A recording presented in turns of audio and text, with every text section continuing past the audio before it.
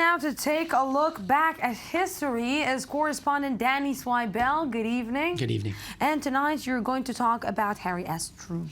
Harry S. Truman had made one of the biggest decisions of maybe perhaps in the history of mankind.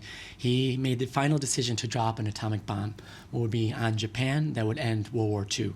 70 years ago, we're talking about nuclear weapons a lot lately, and 70 years ago to this month was some of the biggest events in history related to this, starting with last week, the Manhattan Project, last week, 70 years ago.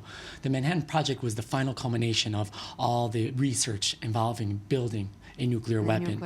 And it was successfully detonated in New Mexico at this time.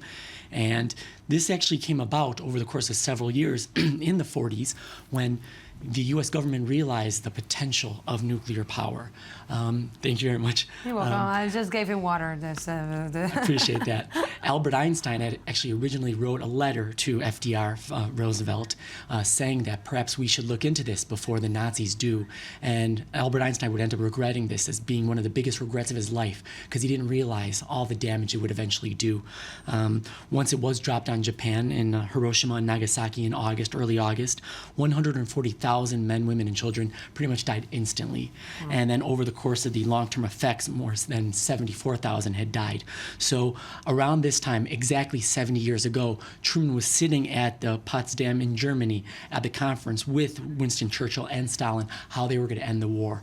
And this is actually when it is believed that Truman whispered to Stalin, without a translator, saying, "We have this new weapon that we're about to use, so perhaps maybe we don't need the Soviets to join us to try to finish the war against Japan. Maybe we can do it ourselves." You know, I'm trying to understand what were they thinking to use and to, create such war, let's say, arms, weapon, such a bomb. Why? To step it up to that level. I mean, it was a scary time when you're worried about perhaps the Nazis taking over Europe, taking over the world.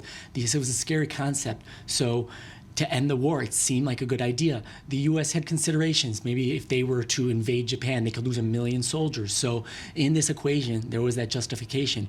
But I actually did get to spend time in Japan, in Hiroshima, Nagasaki, got to speak with people who were affected by these things, some of the survivors, and they definitely don't see it as, a right justification. They say perhaps it was to keep the Soviets from, being part of the post-war, dividing up the loot, if you will.